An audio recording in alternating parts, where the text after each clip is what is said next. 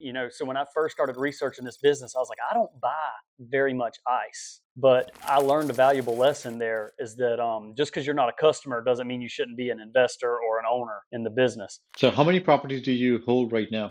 We're at 8 right now. And how long did it take you to come to this stage? So when did you really pick up the momentum? The first BRRRR deal that I successfully completed, let's just call it $100,000. We bought the deal, renovated it, refinanced, got all my money back, and I had a free house. Essentially, that's the way I see it. I mean, and I'm like, wow, that worked pretty good. So you mentioned about a course. So what's the name of that course? Yeah, so maybe he'll give me a shout out here. You know Chad Carson, Coach Carson Chad on Carson, Instagram. yeah. Yeah, he's a really good guy.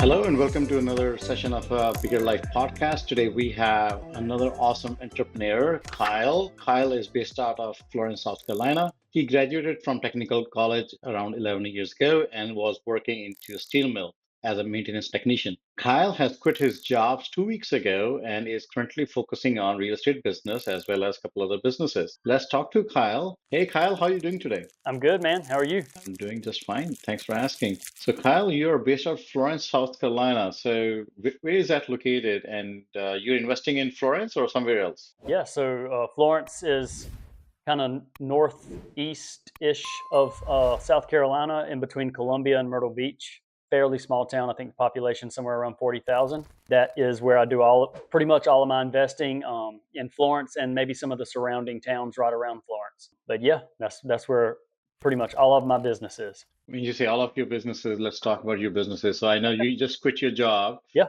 Congratulations. thank you. I appreciate it. So, what kind of businesses are you in apart from real estate investing? Yeah, so we have an ice business. So you may have seen some of the machines, they say twice the ice on the side of them. We have a similar business to that. So we do ice vending and we also do ice delivery.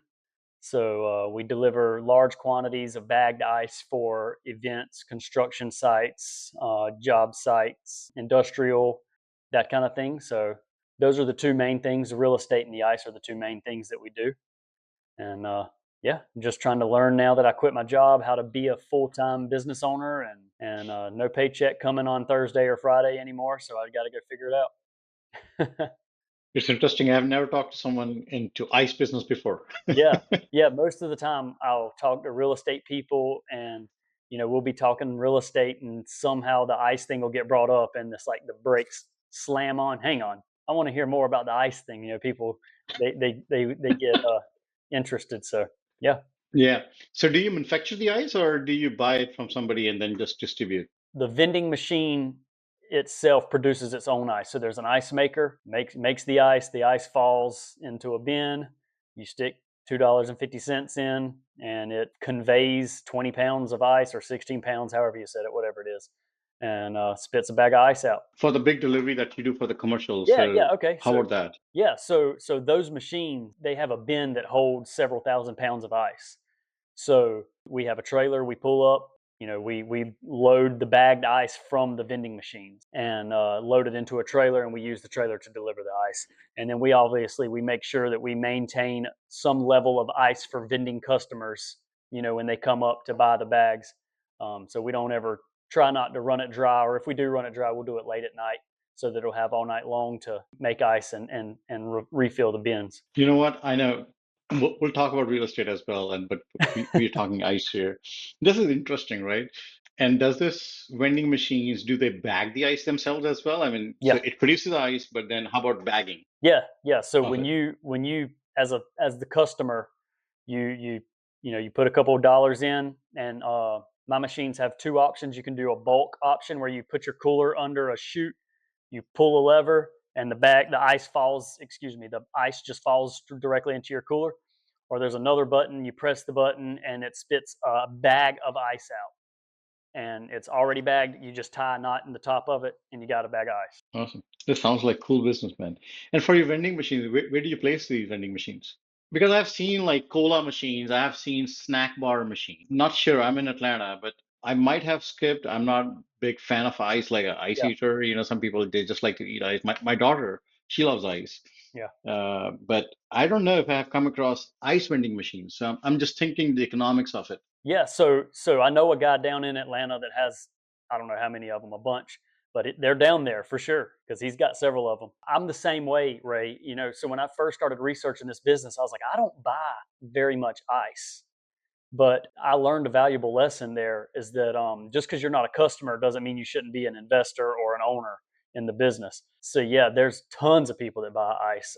Some of my mentors have kind of coached me along the lines of you're looking for blue collar areas. Obviously, where it's warmer is better. Warmer climates. Folks who have a cooler riding around in the bed of their truck, maybe with beer in it. Or if they work in construction and they've got a cooler in their truck that's loaded with waters and stuff because they're out in the hot sun all day. High renter populations are typically a good demographic.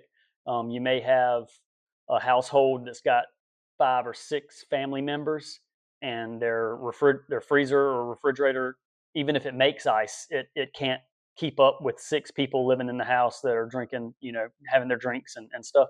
So they'll buy bags of ice and stick it in a freezer. And yeah, so that's kind of the market that I look for. And then there's a whole different market, which is the vacation near boat landings, near the beach, places like that. I'm not in that market, but I can imagine you probably got highs and lows with that. But yeah, Yeah, no, this is interesting. I mean, you're right. We are just four, and only my daughter, she loves ice, and we are out of ice pretty much every day. yeah, So, fa a bigger family, and if everybody loves ice, then yeah, yep, so then you're out of ice pretty much, pretty yep. quick. That's interesting business. Let's talk about real estate. So, I know you talked about Rich Dad, Poor Dad, and that's what inspired you to real estate. Yeah, yeah. So the whole story, is I started, right out in high school. I wanted to be an entrepreneur. I kind of let the world kind of change my mind that I needed a job with benefits, insurance, and all that stuff. The same thing I think most of us are probably taught. Get a good salary. Play it safe. Don't take a lot of risk. So that was the route that I went. And after a short time, I learned that I just wasn't very happy. I got the an internship at this corporate job, and after I got the internship, I was excited, and I was like, I need to get a full time position. I worked really hard, got my full time position. Then I had a specific job that I wanted within the corporation. Hustled hard, worked hard, got that position, and then about 3 or 4 years in, I just wasn't. I realized, hey, I don't really like this. And I felt like God had given me all this stuff that I'd asked for. I got the job, I got the position, I got all this stuff, and then I was like, well, I just want to be an entrepreneur, and I wanted to be an entrepreneur when I was 17. So then I just started, reading books, watching videos. Grant Cardone. Everybody knows probably, or not everybody, but probably everybody listening to this show knows these names: Grant Cardone, Brandon Turner, Bigger Pockets, all that stuff. And I kept hearing this Rich Dad Poor Dad book, Rich Dad Poor Dad book, and I was like, all right, I got to read it. And when I read it, it just blew my mind. Nobody ever taught me any of the principles that are in that book, and I've just been 100 miles an hour since I read the last page. I hadn't stopped. I might have read a few books before that, but not sure if that really ignited the spark in me. But I read Rich Dad Poor Dad the first time. I could not make too much of sense out of it. Then I read it like second time and the third time, and I'm like, man, this is awesome.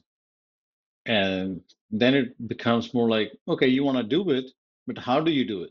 Because it kind of gives you the hook, but then you don't know how to execute it. You don't have a plan. And that's when I start listening to different podcasts and educating myself, talking to different people. And yeah, so you kind of start doing it, and then that's when your journey starts. Awesome. And you close on a single family home and you flip that. Let's talk about what's ahead. So you are doing deal searching right now, right? Yeah, yeah. So most of my time now is spent with sourcing deals, like you said. We are doing a fair amount of marketing, making the phone ring. That's an important lesson that I had to learn. I went for several years waiting on a deal to fall in my lap. I didn't really know how to find a good deal. Finally, I took an online course for $100, and I mean, it paid for itself so fast. I learned how to market. I was like, wow, I wish I had done this 3 years ago. But took this online course about how to market, how to get motivated leads, and ever since then, I've just been learning how to grow the marketing, and then manage the renovations and stuff on the side. For 3 to 4 years, I mean, I did everything myself. As far as I would find the deal, I would do the renovation myself, everything. I did it all by myself, and it's just not scalable that way. Not the way that I want to be. I want to have a real legitimate business where we have systems and processes, and we're finding deals, and we're renovating deals, and we're dispositioning deals and acquiring new deals. And so if you're the metaphor that I use is, if you're on the phone finding the deal, and then you find it and you put the phone down and you pick up a hammer or a drill or whatever it is, and you go do the renovation, then 3 months later, when the renovation's done and you put the hammer down, now you're dead in the water. You got no more deals. So now you got to pick the phone back up and get that train rolling again. It seems to me so far, and I'm learning every day, but it seems to me that it makes much more sense to focus on keeping the train moving. You need to be on the phone finding new deals all the time, and having someone else doing those renovations. And then you can, obviously manage those renovations. You have to spend time making sure that the things are getting done that need to get done. But you got to focus on keeping the deal flow coming. So that's what I've been doing now. Most recent past, is kind of where the present and recent past is where my focus has been. Let's talk about a few things over here. Okay. First thing is, you mentioned about a course. So, what's the name of that course? Yeah. So maybe he'll give me a shout out here. Chad Carson, Coach Carson Chad on Carson, Instagram. yeah, Yeah. So yeah. I'm gonna plug him. He's a really good guy. I would say he's a friend of mine now. So I followed him on Instagram for a long time, and he did this thing where he posted, $100 off market deal finder course a couple years ago. He posted on Instagram, and I was like, man, it's $100. Like, I can't. Worst case scenario, I just lost $100. It doesn't really matter. I took that course, and that's where I learned the marketing for how to find motivated sellers. And then after that, I joined his mastermind group as well. So it's been a big blessing to be a part of his group. I've learned a lot from him and the guys in that group. They're a good group. Awesome. And I believe Chad is based out of South Carolina as well, if Yeah, I'm right. I could be wrong. upstate South Carolina. Yeah. Unfortunately, he's a Yeah, Clemson fan, and I'm a yeah. Gamecock fan. But it's okay. We're not. Neither of us are very good right now, so it doesn't matter. How are you finding these deals? Let's talk about that. What's your main source? Yeah, so there's just a mixture of marketing. So we're doing direct mail marketing, and here's what I'll say. I started doing only direct mail, and that got me a few deals, and you've got to be consistent. Something that I've learned is, if you've got, let's pretend, I mean, you got $2,000 to market with, don't go spend $2,000 in month one. It's probably more effective to spend a few $100s month after month after month. You want to have consistency. When somebody grabs that mail out of the mailbox and looks at it and it says, I want to buy your house, 90 some odd percent of them are going straight to the trash can. And so they got to pick that letter up 3 or 4 times in a lot of cases before they finally say, I'm going to call this guy. So that was what I did to begin with. And then as I started doing more deals, I would just make more Facebook posts. Hey, we closed on this property. Or people would see, results that I was actually buying deals, and we were actually renovating deals, and we were doing stuff just through a little bit of social media posting. I'm not an influencer or anything by any means. I just, talking to friends and family and stuff. And so after that evidence was there that this guy's actually doing deals, then I started getting some organic leads where, hey, my cousin wants to sell his house, or my aunt has a house that she wants to sell, my buddy. In my opinion, those are the gravy leads. Those are good ones. Oftentimes they're a whole lot better to deal with because you have a mutual friend. They already have some trust. Even if you don't know them, you at least have a mutual connection. And so they have some trust built from that connection. And so then you start getting those organic leads, and then through so just to kind of wrap it all up. So with direct mail, word of mouth, social media, And then one other thing that I also do is I had these flyers made like a door hanger like thing. Mine doesn't have a doorknob. It's just a square or a rectangular flyer, but it's made out of a good quality material. I had them done on Vistaprint. I mean, and it just has a picture of my wife and I with a little story that says, we live here, we invest here, we like the area, we want to see it look better, is essentially what it says. We'd like to buy your house. If you have any interest, give us a call. And there's no address or anything on it. So I just got a stack of these things. And so anytime I see a house with a tarp on the roof and the grass is really tall, I'll just whip over and, stick it on the doorstep or, whatever, just so that they can see it. And I've gotten several leads that way, and it's cheap, for less than $100. I had a big stack of those things made and I just keep them in my truck. Smart idea. Now let's talk about your deal flow. So what's your spend rate right now, and how much of a lead flow are you getting out of that? I'm not prepared to go super, super technical on this.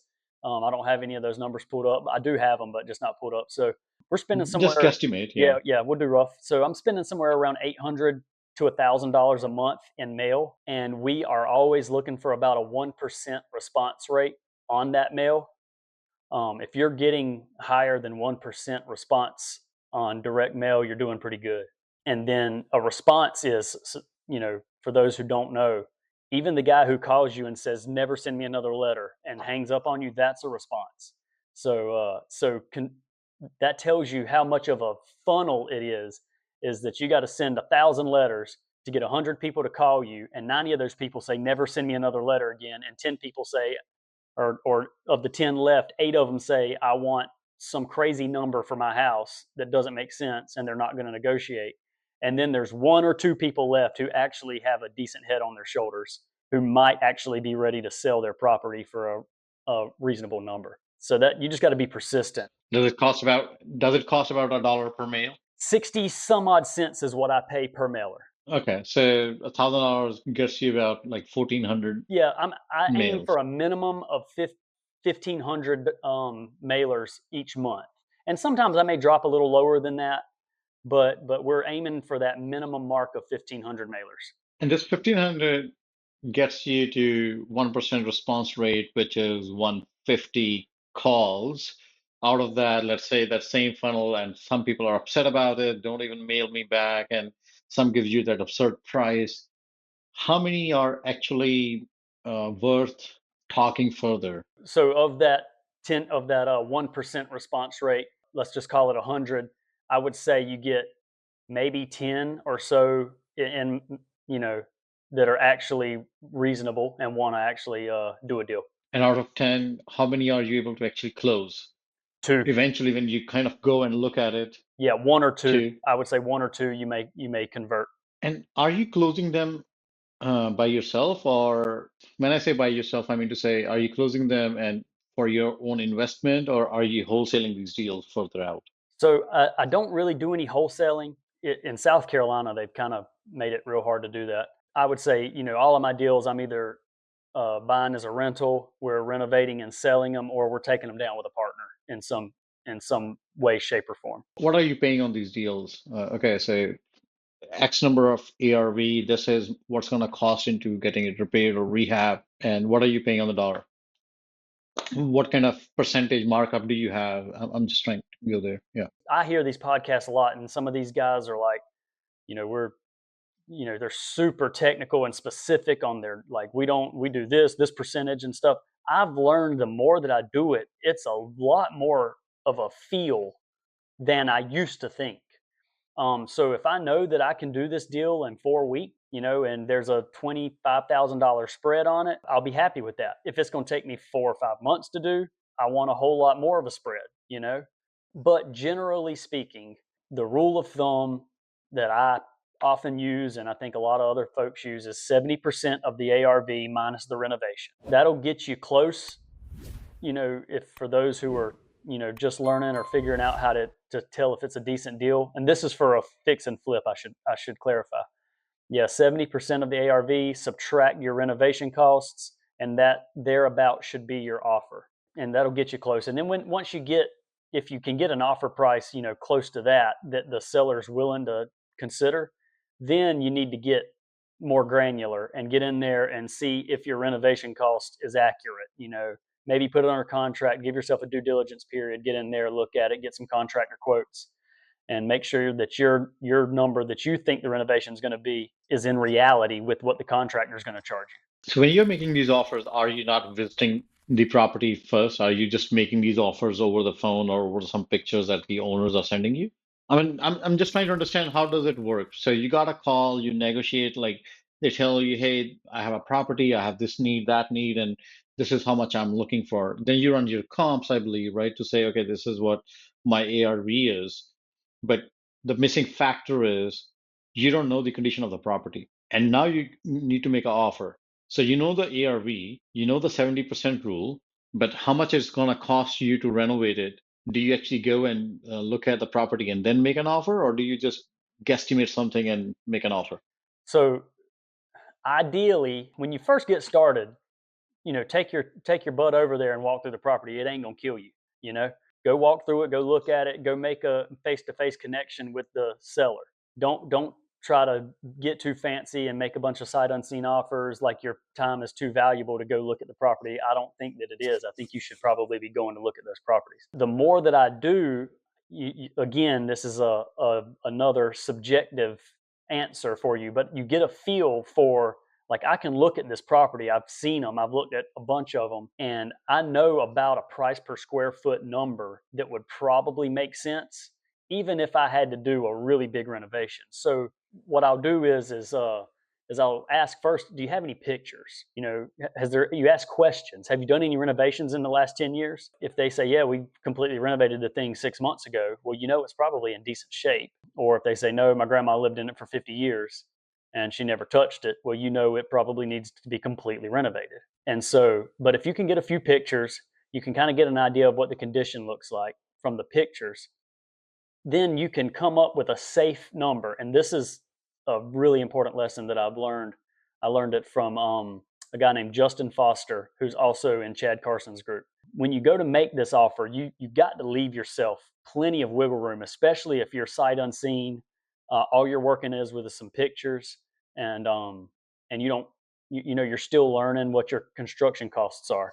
What I'll say is I'll say, what would you say, based on these pictures, it looks like you need some work. What would you say if you got an offer at $35,000? I mean, what do you think about that? And then instead of saying, I'll give you $35,000 for this, you're just asking a question. It's just the way that you phrase it. What would you say if you got an offer at 35,000? And then if they fly off the handle and say, there's no way I'd ever take $35,000 for this. This is my grandma's property and my dog died and she's buried in the backyard or whatever, they have this emotional attachment sometimes. Well, that they're probably not going to be very motivated to sell at that point. But if they say, yeah, I mean, I'd probably consider 35,000, then you say, okay, well, if you think you could consider that, we're probably pretty close. Now, can we schedule an appointment where I could come over and walk through it and see it? That's the way that I do it. I'm not saying it's right or wrong. It seems to be working for me right now. So that way you can at least get a temperature on the seller to see how serious they are before you go and you walk 100 properties and none of them are actually motivated to sell. Yeah, absolutely. This is the right way to approach it because when you're starting out, that's a different story. But once you have started, once you know your area, what things are selling for, and as you said, you have a gauge for how much it's going to cost, and then you still have the safety net. You cannot be on the road. You have to keep on making these offers, and then once something gets accepted, then kind of drive down there and before you sign on the dotted line, right? Yeah, that's right. Yeah, you just get And that. if you have due diligence, then that's just fine too, right? Yeah, you just got to get that soft. Like that's the way of saying it. It's like that soft offer. What would you say if you got 35,000? Ideally, you want to get an asking price out of the seller without saying any number. And that was really hard for me when I first started. I was kind of coached that you need to ask for their number 3 or 4 times before you ever say a number, and that's really, when I first started, was really uncomfortable because they say, "Oh, you sent me a letter. What would you pay for it?" And you're like, well, but literally just doing reps of putting myself in that weird, awkward conversation and learning how to try to leave off of that and talk about something and then bring myself back and ask for an asking price again. And then they object again, and then you head this way with the conversation and then bring it back and ask for it again. And after you've done it 3 or 4 times, if they won't give you a number, that's normally when I try to float the what would you say if you got an offer. What's the average deal looking like over there in your area where you're working? What is the average, not your best deal and not your worst deal? What's the average deal? You talking about just in terms of profit or ARVs or?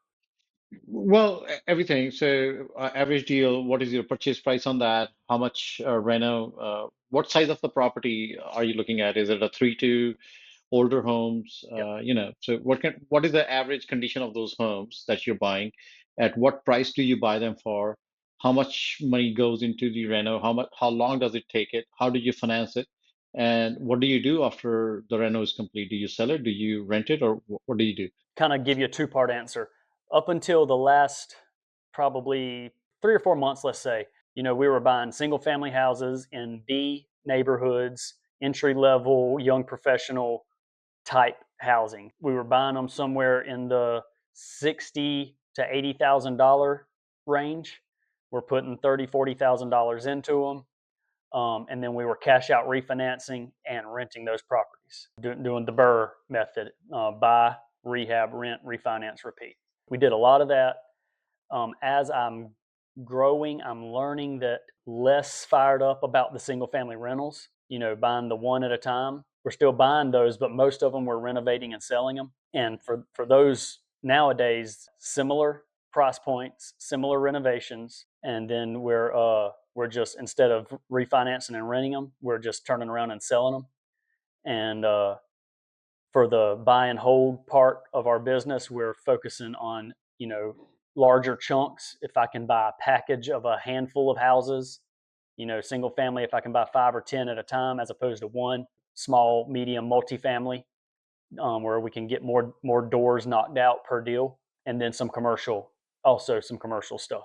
When you were refinancing those, what kind of ARV were you getting on it on the refinance, or what were they appraising it for? And how much? Because you put in like 60,000 or 80,000, let's say on the top end, you bought it for 80, you spend another 40,000, so you are all in $120,000 into it. And on the refi, were you getting your all of your money back, or you still had some equity invested in there? Yeah, I've gotten all my money back on every deal except the most recent one I did. I think I left like $2,000 in the deal. I mean, that to me, that's as good as Yes. getting all of it Yeah. back. But yeah, so the appraisals are coming in. I'd be all in these deals for somewhere in the low 100s, 100 to 110, 115, and the appraisals were coming back in the 160 to 170 range normally. Okay. And what were they renting out for? Yeah, somewhere in the $1,500 range a month. Why this shift? I mean, because you're getting your money back. Is a shift just to capture on that extra equity so you can buy a little bit more, like more deals? But then you also have the tax side of it, right? One, I quit my job. We need to flip a few more deals to create some more active income. Instagram says you can buy, 10 rentals and live on a beach and sip mimosas. But I think if you buy 10 rentals, you'll probably learn that that's not necessarily true. Flipping more to create a little more active income, like you said, the tax implications of flipping more will also go flip a bunch of houses and make a bunch of profit. You'll learn you need to go pour some money into some rentals. That's what I was thinking because it erodes some of that profit away if you just flip it versus if you retain it, you got tax benefits. Now you can do some flips and retain some and then kind of do a mix and match of it. Yeah. That's exactly what we're doing. Yeah. Awesome. So I'm a buy and holder at heart. Like every deal that I get on my desk, I'm like, man, I really want to keep this. And I have to coach myself away from keeping some of the deals. Sometimes it makes sense just to sell. So how many properties do you hold right now? We're at 8 right now. And how long did it take you to come to this stage? So when did you really pick up the momentum? The first BRRRR deal that I successfully completed, let's just call it $100,000. We bought the deal, renovated it, refinanced, got all my money back, and I had a free house. Essentially, that's the way I see it. I mean, and I'm Yeah. like, wow, that worked pretty good. And then I did another one, and it worked. And then I did another one, and it worked. And then I was like, then I started really picking up momentum because all along I was doing those rehabs myself, And so I was learning so much about pricing, what do materials cost. If a contractor comes in and tells me it's going to be $30,000 to do a bathroom, I know that he's crazy. I know what the materials cost because I've done it. I've been there. I've been in the hole. I've laid on my back. I've been soaking wet. So it gives me a good gauge on, when I get contractor bids and stuff. Basically, I learned all that stuff as I was going, and I was rinsing and repeating with the same money over and over and over again, and still walking away with equity in the deals. Yeah, that's the best part. If you can recycle your money again and again into something, then you are just growing your circle, right? Yeah. And the more you grow your circle, the more money you're gonna make. Yep. You'll save more on the tech side, you'll make more on the equity side, and then you'll save more on the cash flow side, like active income as well. That's right. You mentioned an important thing about scaling, right? So when you first start, or anybody first starts, you start with a deal or two, but then you kind of come to the point where it becomes important to scale the business.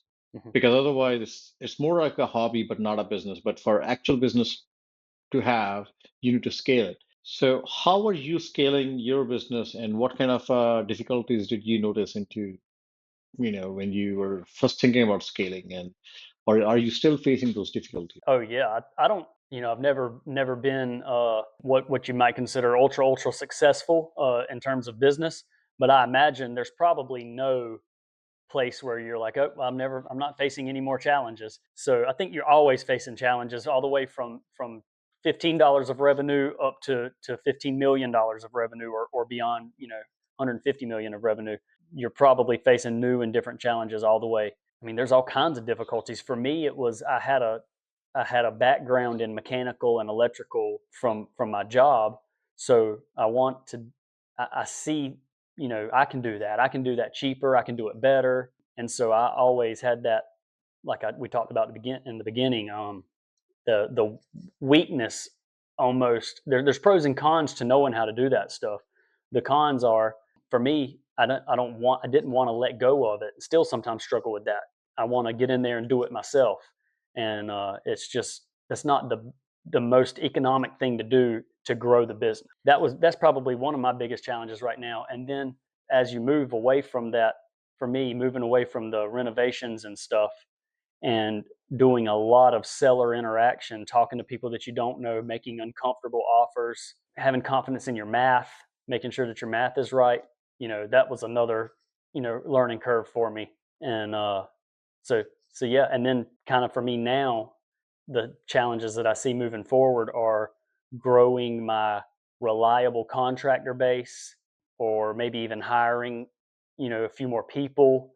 Uh, am I going to be able to sustain that? Can I justify the expense of having an employee? Because now the pressure's on to find more and more deals if you're going to sustain somebody's, lifestyle, so to speak. That you're giving them a paycheck.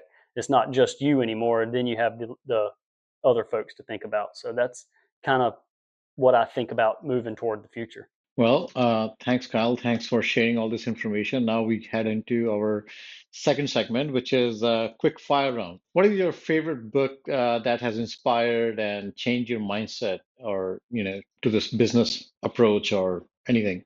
I got a list this long. I'll compress it. Number one, the Bible. Number two, Rich Dad Poor Dad. And number three would probably be Think and Grow Rich. Thinking you're rich. Awesome. One thing you wish every new investor or any person who wants to do something with the real estate should understand before kind of really getting into it. It's going to be probably 10 times harder than you think, but it's going to be 10 times more valuable than you think too once you do it. Yeah, and it's more fulfilling, right? Yeah, That's what to me it is, right? Every time I do acquisition or do something good, I don't know, it's just like how you go to a vacation and you feel good about it. I just feel good about it. yeah. Yeah, and also I say it's going to be 10 times harder, and it is hard. But one of my favorite sayings is, "Fear is an inch deep and a mile wide." When you're standing there looking at it, it looks like there's an ocean of, oh gosh, I'm gonna buy my first rental. What if they don't pay? It's terrifying. But you step your foot in it, and you realize your foot barely even gets wet once you do it. And each deal, I think, Ray, you can pitch in here your opinion. Each deal gets easier. I think the first one's probably the hardest one to take action on. I think it gets easier, but there are challenges with each deal. Each deal has its own separate kind of challenges. But what gets easier is that when you know the how to do the analysis, you have seen enough things. Like, when you first start driving, you are scared about even getting out of your driveway, and then you're scared about getting out of your street, then the neighborhood, but then you're driving on highway. Do you still, when you're driving, I mean, I'm 42 now, and when I'm driving, do I not care about how I should drive? I still care, right? But you have driven enough to know what's going to happen. Mhm. Can you still be into an accident? Absolutely. But you have some experience behind it. So I think in that sense, every time you are doing a deal, it has its own challenges that you should be aware of, but you have seen enough. You have your contractors, you know people, you know the financing, you know a lot of different things. So it just becomes easier and easier in that sense. Yeah, I agree. All right. What's your dream vacation spot that you see yourself? I love Greece. I've been there before. It's probably the most beautiful place. It's definitely the most beautiful place I've ever been, ever visited. My wife and I love it. We love Greece, but I really want to go to the pyramids in Egypt too. I don't know if I call that a dream vacation spot, but I do want to go see the pyramids. Yeah, no, I like Greece as well. I've seen pictures. I've not been there yet, but yeah, it always attracts me. One daily habit that or mindset routine that keeps you grounded and focused. Writing down your goals, probably. If it's not in ink, it's just something that you think, is a saying that I read somewhere. Yeah, I think writing them down and then referring back to them and reading them. It's free just to write the goal down. It doesn't matter how big the goal is. It doesn't cost you anything. Just write it down. Yeah, writing down your goals and then maybe also writing down your plan, how to achieve those goals, Mhm. and then revisiting that plan, I don't know, maybe every 2 weeks, every 30 days, whatever that is, to course correct it because it's like a living document, right? And your goals can change as well. I mean, what you want to do today, I don't know if you ever thought about commercial before, like 6 years ago, but now today you're thinking about commercial, Right. and it's okay if your goals change. And what does bigger life mean to you? Bigger life is not necessarily more and more profits and more, more money. It's optionality. If you want to go to Greece for 2 months with your family and you have the option to do so, that's what it's all about. I mean, I don't do any of this because it seems so cliche, but it's not for money. It's genuinely, it's not for money. I want to help people. I want to make an impact. I want to have options. I want to, spend more time with my family. I want to give more. I want to be more philanthropic. So that's what a bigger life is all about. Awesome. Well, thank you, Kyle. This is such a pleasure to have you on the show and you sharing us neck deep into your deal sourcing process and actually closing on them and how to scale the business in such a short amount of time. We appreciate you joining. If our viewers want to connect with you, what's the best way for them to connect with you? Yeah, you can look me up on Instagram, Facebook. Either is good. I respond to my messages there. So I don't know if we can put a link, like in show notes or something like that for my handle. If you want to hit me up, I'll be happy to help out any way I can. Thanks again for joining. And to our listeners, if you enjoyed today's show, we'll be back next week with another episode, another interesting conversation. Till then, stay tuned. Thank you. Thanks for joining.